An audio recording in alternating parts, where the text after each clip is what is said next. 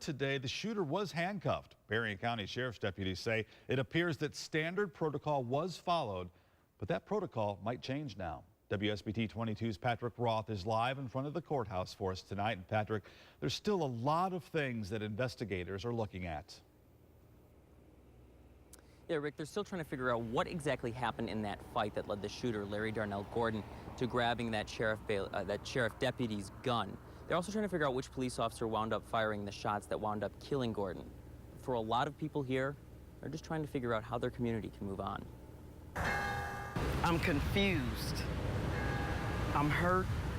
More than a day after the shooting that left 3 people, including 2 bailiffs, dead, that raw emotion is a common feeling here in Berrien County. Many people have come to pay their respects at a shrine in front of the sheriff's department. It's just like the biggest tragedy that I've faced in our county, and I feel like being a future police officer, I need to be out here. Even people who never met Ron Kinzel or Joseph Zingaro feel the pain of their loss. But maybe nowhere is that pain felt more acutely than by those who knew them and worked with them. They were the best.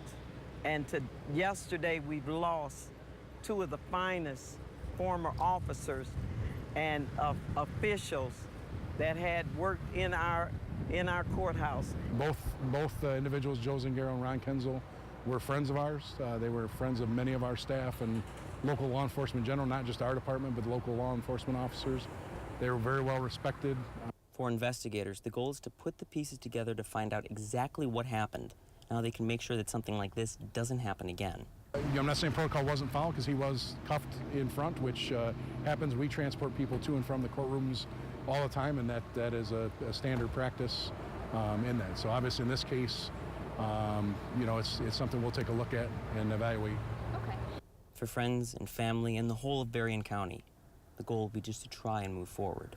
We as a community, we as a county have suffered a tremendous,